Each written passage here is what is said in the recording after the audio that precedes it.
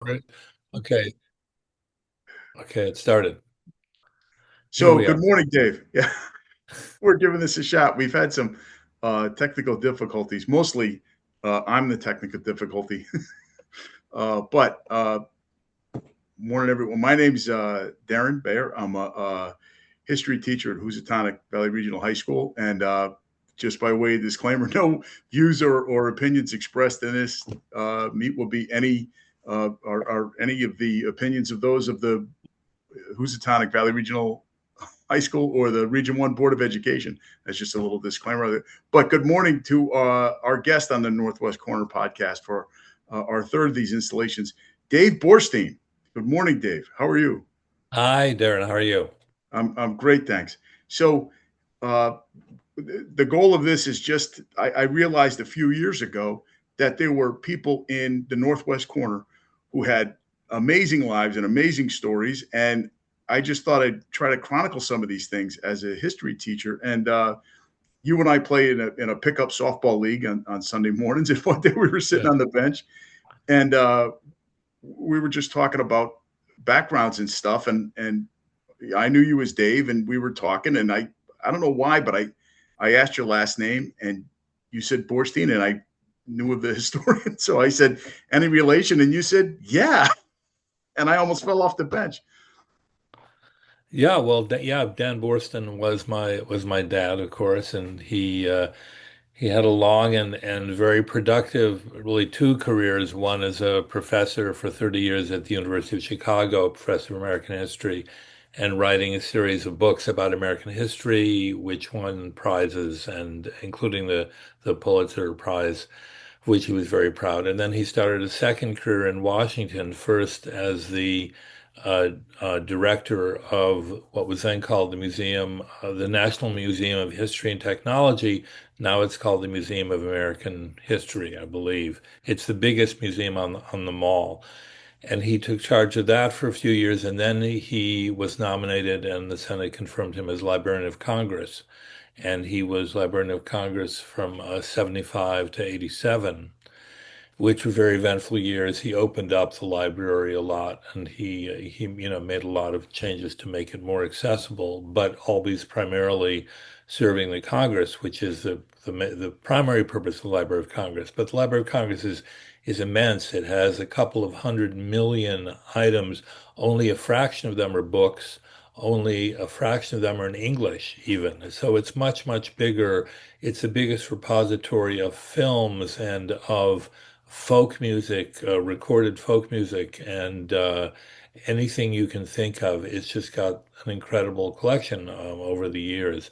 So he really enjoyed being in charge of that and getting a bigger budget and making it more open to people in general.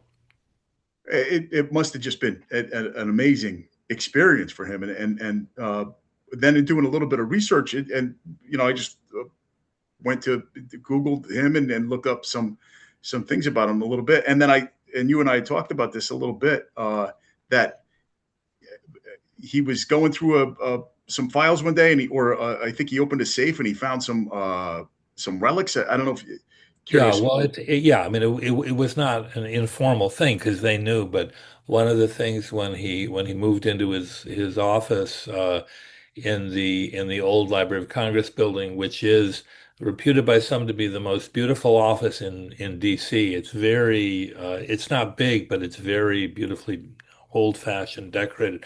Anyway, it has a safe, and the safe has various archival things, and one of the things it has is the contents of Abraham Lincoln's pockets on the night he was assassinated, what was taken out of his pockets.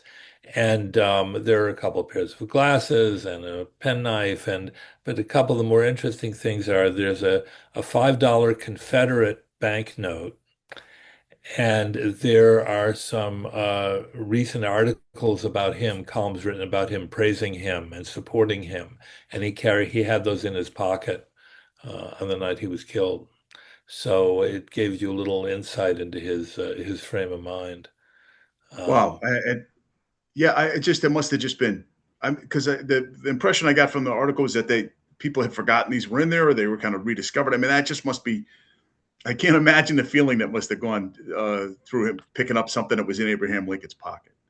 Yeah, it's true. Then, and the library is full of things like that. I think I might have mentioned to you there is a copy of Common Sense by Tom Paine, the original copy, and it has annotations in the margin which get increasingly vehement and have exclamation marks. And it turns out that was Benjamin Franklin's copy of Tom Paine's Common Sense.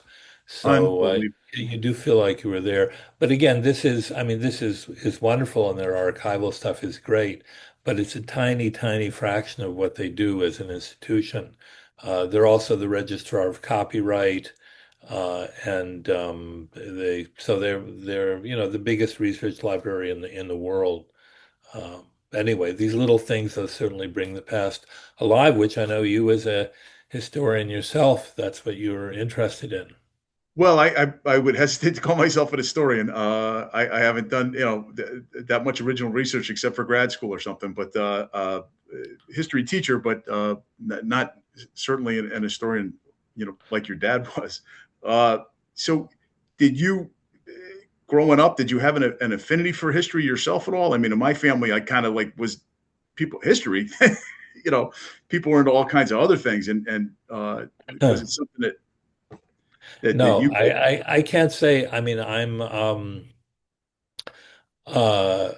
my brother just wrote I have two older brothers, Paul and John, who were 4 and 6 years older than me. So I was kind of the baby of the family. They were much closer together. But my brother John, my middle brother, just published a week ago a book published by University of Georgia Press, which is really about the family history and about my grandfather, Sam Boorstin, who was brought over as a small child from the old country and who became the youngest lawyer ever to practice in Georgia, and then moved the family to Tulsa, and my father's whole background in history. So my brother has explored that, but I wouldn't call him a historian. So I don't think that we had any particular thing for history. I mean, we each had our own things we were interested in. I was interested in theater. I was involved in theater. wow. That was my thing. Wow. What were any roles that you that were your favorites or? Was that, well, my very first role as a 10-year-old was playing the son of Macduff getting murdered in Macbeth. That was one of my favorites, and I still remember all those lines. I will not recite them for you, but it was I saw it on screen sometime, and my lips were moving along with the actor. So I started at an early age, and then I did summer stock, and I was a stage manager at the New York Shakespeare Festival. And then I went to London actually after college to study directing and to study theater. And then I ended up taking a different track entirely. But that was the sort of my main interest, you know. Wow. Well, it's weird coincidence. I didn't know that, and I once played in a community theater production. I played Macduff, so Oh, the good that's guy, cool. of course. Yeah, yeah. Huh. How was your sword fighting? Was your sword fighting good? Uh, it was a very strange production. The fight that we had was actually more like a pro wrestling fight. The way it was set up, so Interesting. it was a Interesting. lot of fun. It was it's kind of experimental theater. uh, but then so while we were talking in between innings, at the softball game, so I had asked about Washington, and then you just mentioned, well, I worked. I mean, I'll let you tell our viewer, whoever may be tuning in. Uh, uh, then you told me about what your actual job was, and I was blown away again. So can you tell us about that? Your Sure. Well, I spent a few years in London and became a journalist. And when I came back to the States to DC, I was working as a journalist, but I still had my background in theater. And Gerald Ford had become president, and in about 1975 wasn't happy with the speech writing that he was getting. And so I was just for 1 year, I was a speechwriter in Gerald Ford's White House. There were three of us. And it was sort of my combination of being able, as a journalist, I'd learned to be very quick, steady. So I could write something overnight about, oil policy or something. But also as a theater person, I had experience with the spoken word. So it was a combination of those two things that made it feasible.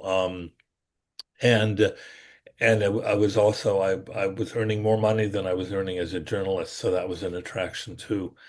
Um, but that was an amazing year. I had never been, politically active person one way or another. If anything, I leaned Democratic, but of course Ford was a Republican, but that was in the days when the center ruled American politics.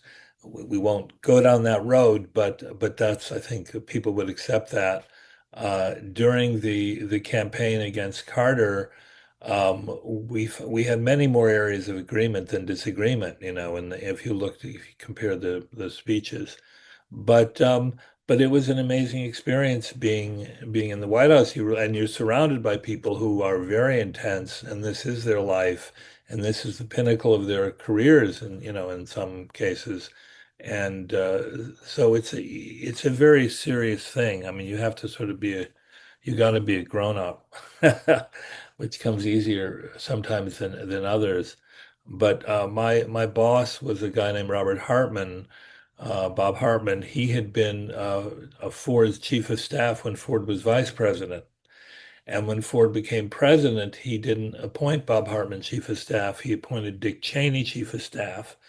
And so there was some perennial conflict between the two of them, as is sort of typical in Washington and within White Houses, where you have a very pyramidal structure with one person at the top, and other people are always kind of positioning themselves underneath that in one way or another. Um, and so they were not big fans of each other, but in any event, we all worked together. Also with Dave Gergen, who was the White House Director of Communications, who had worked for Democrats. He worked for Clinton. He worked for again in the old model where somebody who's highly experienced will work for different administrations. Um, and he was a especially competent guy. He died a few years ago. Um, so anyway, so I worked for Bob Hartman was the editorial the head, and we crafted speeches on everything. I mean, the kind of the rule of thumb was the more important the speech, the less fun it was to write. Because if you had a big speech about policy, the ultimate one being the State of the Union, which takes months and everybody has stuff they want to pack in. That's why they're always so long. Everybody wants their favorite thing in there. Um, to one of the favorite speeches I wrote was about the Mother of the Year award that President Ford gave in the Rose Garden, and it was reported on like page 16 of the Washington Post, had a little thing about it. But to do that speech, I got to talk to Betty Ford and the kids, and it was just a nice little thing a nice little statement that he was able to give on motherhood, and nobody else cared about that. Nobody would look over my shoulder, and so that was satisfying. But the big speeches are just, like drawing teeth because there's so much input that you have to try to put together. And again, now I'm speaking of the Ford White House. Every White House is different. I don't want to even postulate about things currently, but in the Ford White House, that's how it was. And we just, turned out a lot of things. It was a 24/7 job. You'd turn out the lights at 9 or 10 o'clock, go home, and as soon as you got home, there'd be a message that, oh, we added an event in Sausalito. So here's the phone number of the mayor of Sausalito, who is going to be speaking at the event, and you need to talk to him about what are the local issues in Sausalito, and then put that into put that into a draft and have it by 7 a.m. tomorrow morning. And that was just sort of the schedule that you signed up for. Wow. Wow. So it So, was a lot of work. uh, can we screw down a little bit and talk about that sorry, that's my dogs. Uh, the process a little bit so that because that's fascinating that there'd be a room full of guys all trying to get these different ideas out where you maybe if you could talk about this, I don't know. Well, we worked separately. I mean, we were in one section of the executive office building, which is a big gray building opposite the White House, and then we'd go into the West Wing for meetings in the Oval, or a couple of people there who had offices there. But we our own work was in the EOB. No, we would have, I mean, like any other organization, the boss would say, okay, here are the events coming up, and assign who was going to write about what. We each had a sort of a specialty. I tended to do more of the economic financial stuff. Somebody else tended to do more defense, foreign policy, whatever. My colleagues were Pat Butler and Milton Friedman, not the economist Milton Friedman, another guy, experienced speechwriter named Milton Friedman. And our editor was not Bob Hartman, sorry, Bob Orban. And Bob Orban, who had been a comedy writer for Red Skelton, among other things. And so he knew how to make things quippy. Um, so anyway, you'd be given, an assignment and a deadline, and you'd churn it out, and then you'd give it to the editor, and they'd send it out for comments, and you get, it was just a regular sort of editorial process like anywhere else. But the only difference was, as I said, from being a journalist, if you're a journalist and you make a mistake, it's a typographical error. If the president makes a mistake, it's policy. So you had to be careful where you put your foot.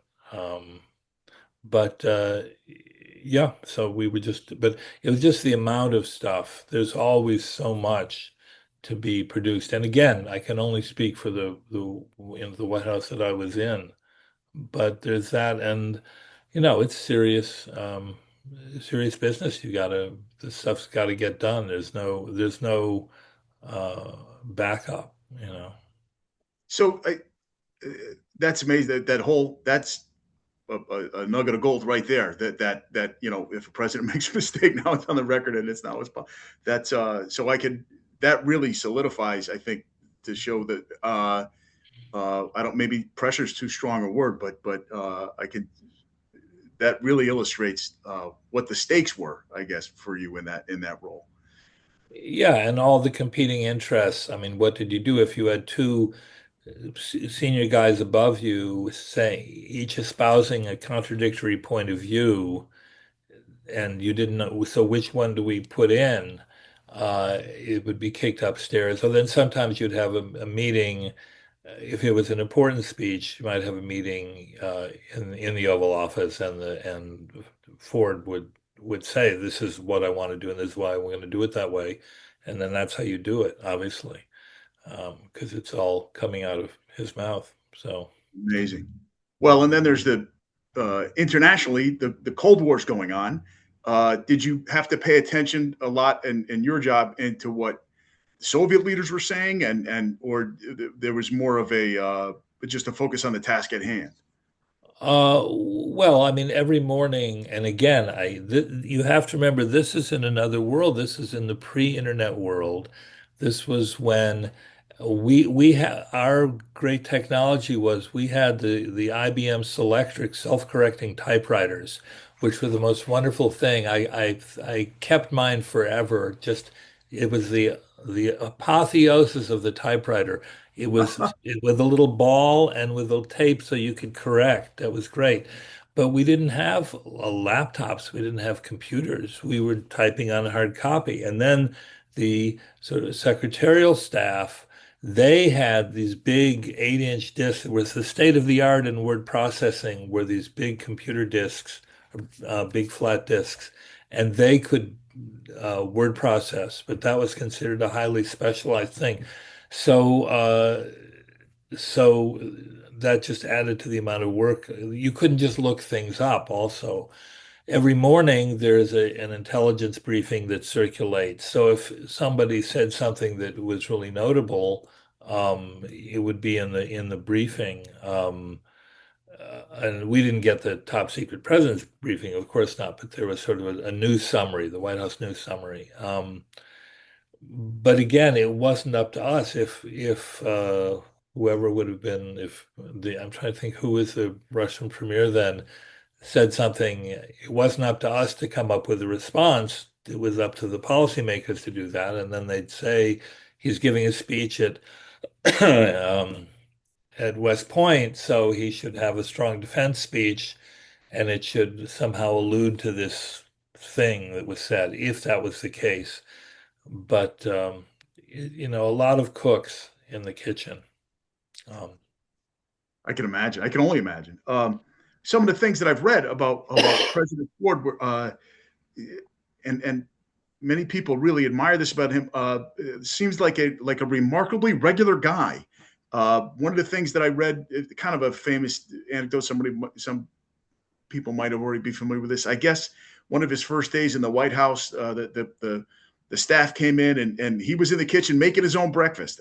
Sort of like a guy that might just live around the corner from you. I mean, did you have any chances? I don't know. Again, I yeah. don't know if you could speak about these things, but No, I think people who work for him definitely felt that way. I mean, remember where he came from. He didn't come from being a potentate. He'd been a congressman and the head of I guess the minority head in Congress.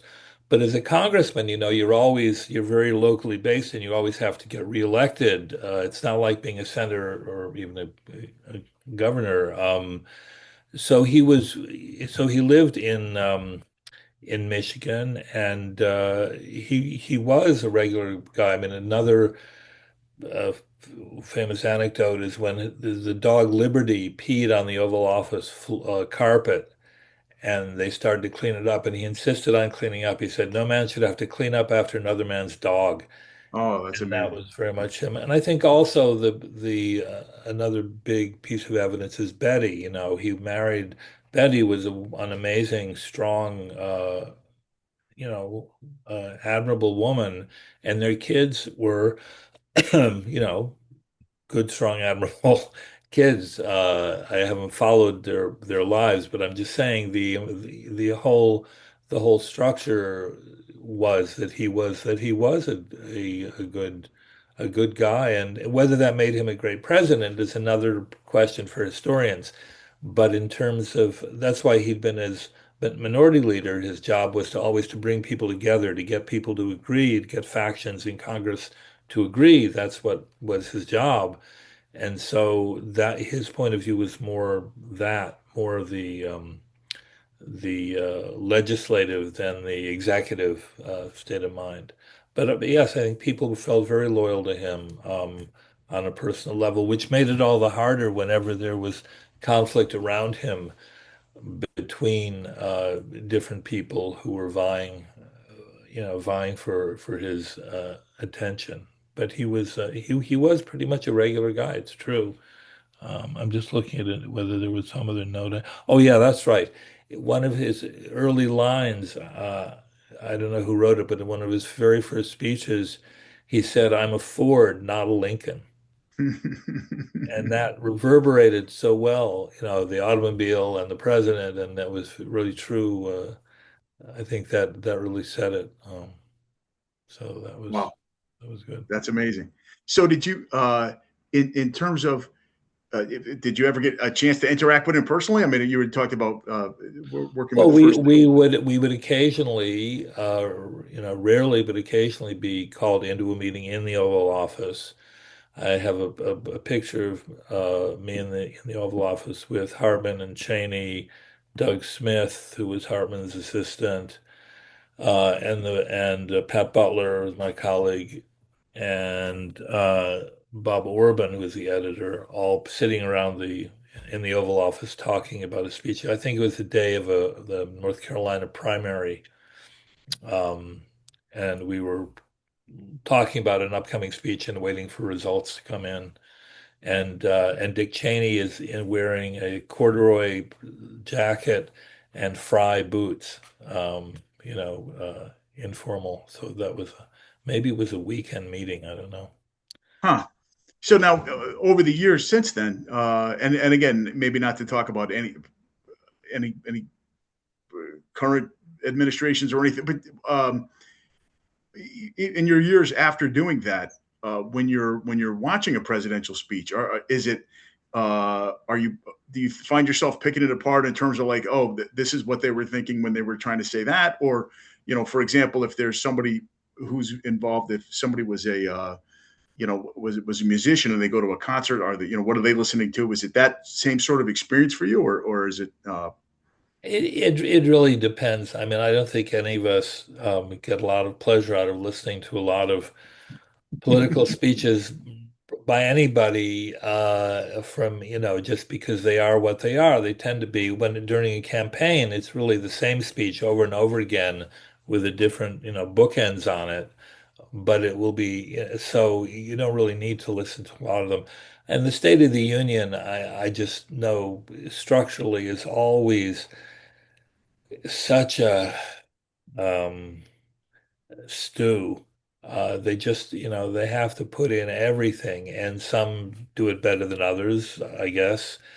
And I think some presidents are especially articulate. I think, Obama was a really good speaker, but even he, I don't think anybody would listen to the State of the Union address for entertainment. So I recognize aspects of it, but I can't say that I follow it. And there are, of course, people who do follow it closely and who write detailed commentary on it. It's sort of like a sport, like following inside baseball. Oh, what did he mean by this or that? And that's okay up to a point, but after a while, I find that a little tiresome. And I'm not really in politics, as I say, but there is an organization called the Judson Welliver Society, which is the society of White House speechwriters, of former White House speechwriters. And it was founded by Bill Safire, who was a speechwriter for Nixon, but also a very witty columnist for the New York Times, and Ted Sorensen and Arthur Schlesinger and the sort of classic speechwriters started this, and it's named the Judson Welliver Society because there was a man named Judson Welliver who worked for Warren G. Harding in like mid 1920s, and his title was literary clerk, and that he was really the first speechwriter. And the joke is that that's a perfect description of what it means to be a speechwriter, because you have to be literary, but you're also like a clerk, a functionary, just churning stuff out. Anyway, so the Judson Welder Society, which meets sort of irregularly every few years, it used to meet more regularly, but we have a dinner. Um, and somebody talks, and uh, and it's just funny because you have people from they until recently. I don't know if somebody passed away, but they had a Truman speechwriter, an Eisenhower speechwriter, and so everybody brings these stories. And of course, when Bill Safire and Arthur Schlesinger, were involved, it was very lively because they're especially good. But speechwriters tend to be a particular mindset of sort of uh, observant, but also cynical, because you have to believe in what you're writing pretty much most of the time, but you also are a little bit skeptical just because you've done it many times. But obviously, everybody has their own point of view. Anyway, so that's the only way I've really kept in touch um, through Judson Welliver every couple of years. Wow, that's fascinating. So, your time at the White House comes to an end. Did you, uh, if you don't mind talking, well, what was your next step? I mean, what did you? Um, I went to New York. I mean, I'd been in Washington several years by then because I'd been working as a journalist before I went to the White House. So I was And as someone who's very involved in theater still, I really wanted to go to New York. So I moved to New York basically and lived down in what became Soho, but at that point was still a kind of a rough industrial area where people were beginning to kind of homestead in lofts and stuff. So that was a whole cultural epoch um, down there where I used to when I lived in a walk up loft and I would walk by every day. They were all it was all industrial. A lot of the buildings were closed or there were just sort of factories. The loft I first lived in had been a handgun factory and everything had been removed, but you could see the oil stains on the floor. I walked by a place every day that had these huge crates, and I thought it was maybe for packing pianos for a moving company or something. Then I went to the Museum of Modern Art, and I realized these were sculptures by Donald Judd, who's a famous minimalist sculptor, and this was his studio, and he was showing these works of art, but the whole setting was so industrial that we assumed they were industrial, but actually they were famous sculptures. So it was that kind of mixed setting. Anyway, so I somebody needed some speeches written, and in just in a consulting a design marketing consulting guy needed speeches written for a business he was launching. So I started working with him, and then I sort of got into that whole line of business about marketing, consulting, branding, and design, all of that. Wow. How long did you have? What brought you up to the northwest corner? In about 1986, having been in New York for a while, I was not happy and thought that it would be good to get out of the city. And friends said, "Oh, I had a friend in Williamstown, and I knew a few people around." And he said, "Oh, Salisbury's great. You should go to Salisbury." So I rented a farmhouse down on Housatonic River Road, um, and I lived out here for a couple of years full time. Then for work purposes, I really had to move back to the city, but I kept coming up here on weekends. So I've been up here now. I guess it has been about 40 years, uh, and first full time and then part time, and now opportunistically whenever I can. Well, I got to tell you, I mean, I'm certainly glad you're here, and thanks for sharing your story with us. But I have to ask, I mentioned at the beginning that we played in this pickup softball league, and I need to know what your secret is. I could barely get the ball out of the infield, Oh, and come last on. week you were No, smacking no, line no. drives all over the place. Oh, this is you really know how to flatter. Well, you were. It's unbelievable. Yeah, but see, this is baseball because then, I ended last season hitting into two double plays in a row. So I appreciate you saying that.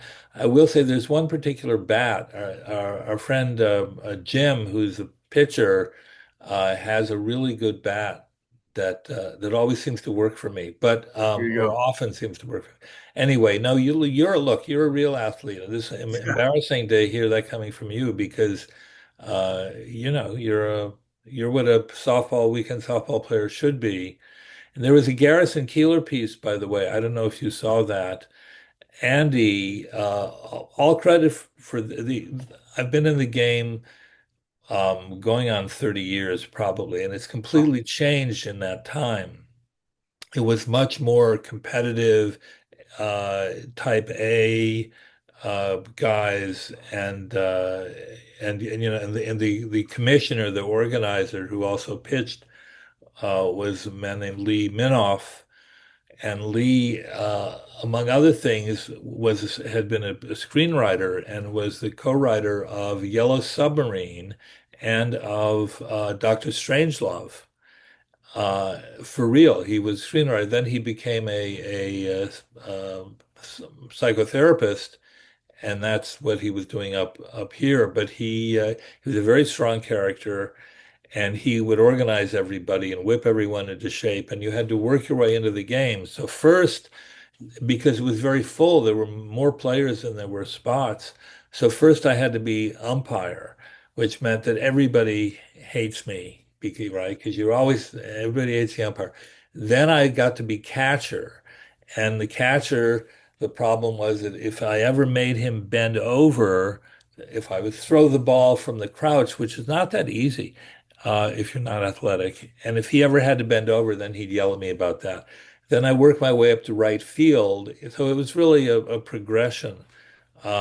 But then the game sort of almost died out, and Andy Schwartz, who's a podiatrist in Sharon, and really an inspirational human being, I think I would say. He got the whole game, kept it going, and through COVID, he added the word essential because you were allowed to do essential things. So it became essential softball and kept the game going. And now it's healthier than ever, I think. And we have people of all ages, and he manages to keep this weird crew going. It's really fun. But you add a lot. But again, there are people like you who are real. Andy was a wrestling coach. You're a sports coach. There are a lot of people who are really good. There are some teenagers who are, terrifyingly good. And then there's the senior contingent holding down first base. Well, listen, you're very kind, but you hit the ball a lot farther than I do. I don't know, I've tried Well, every week. from I do your get it. mouth to God's ears. I Every always, year, every week is different. One of the blessings is that you forget every week what happened last week. I try to forget on So the ride home. you have to do it fresh. Well, you're too modest, but No, anyway, I no, always it hit the is a ball right to fun the shortstop. it is a fun No, game. did you play sports yourself growing up, or No, I was a nerd. I was student council president. That was my thing. I played briefly. I think I was briefly on the swim team long enough that I could get some kind of a letter that I qualified, but I was not at all athletic. I was also briefly manager of the soccer team, which consisted of handing out towels. That was about as athletic as I got. So yeah, where which I was that? missed. I wish I'd been more sports oriented because I think it's a big advantage to be that way. Well, what we try to tell our students is that's not a soccer field. That's not a gymnasium. Those are classrooms. It's just a different kind of a class, and you get to move around a lot, and you're going to learn as much, if not more, in those classes than certainly in my class. But where was that? Where did you go to high school? Where'd you grow up? Mainly at the University of Chicago Laboratory School or University High, which was connected with the University of Chicago, but it was a small school. There were like 500 kids in the high school. And no, we were known in sports, we were known as Mighty Puny Uni High because we were always totally outnumbered by anybody that we played. Uh, but so I went mainly to the lab school in Chicago. But then we lived abroad, so at different times I would I'd go to school abroad when my father was teaching in Paris or in Cambridge, England, or other places. Uh, Wow. but basically Chicago, that was our home base. Yeah. What was your favorite place to live in overseas? Um, I guess Cambridge, England. I mean, this was 1964, which was the height of the Beatles and all Right. that. And it was absolutely the right place to be in 1964 at a basically a boys school, what they call a public school, just for a year. But it was also good because it was when being an American was still popular because of rock and roll and all that. And the Vietnam War hadn't really gotten going to the same degree. So that was a nice year. Um, Wow. what about you? Wait, I'd like to know for a second. What about you? Where were you originally from? I'm a Connecticut guy almost my whole life. Grew up in a little town called Marlboro, right in the center of the state. which Uh, nobody ever heard of until they put the casinos in. And now people say, oh, yeah, I go through Marlboro on Route 2 on my way to the casino. And then uh, mostly just Connecticut my whole life. Went to Western Connecticut State in Danbury. And then, to my surprise, about 30 years ago, I got a job in Falls Village teaching history. So I've been up here in this area ever since. But that was around just before 1997, I believe. So uh, it's funny, but I've never been. Uh, I've always been fascinated. I've never been out of surprise by meeting people and just saying, hey, what's your background, where you're from, and I love doing that. And there's so many people. That's the purpose of kind of this podcast, is to get just to have people up here. Maybe just there's fascinating stories all around us in this area, and I want to thank you for sharing yours. I've been absolutely from just two guys sitting on the bench, and then I somehow your last name came up, and then you just kept flooring me with all these different things that you've done in your life, and I want to thank you for sharing that. well, thank you for the invitation. It's a pleasure talking to you and especially learning about you also. So I'll see you on Sunday, I guess. Yes. Now, I hopefully, if this all recorded properly, we'll try to get it on YouTube. But again, thank you, and hopefully, one of my goals is to hit the ball farther than you. But I don't think I'll be successful. We'll see. I would put my money's on you on that one. I doubt it. I doubt it. You're very kind. Thanks, Dave. All right, thanks, Darren. See you. Bye. Okay.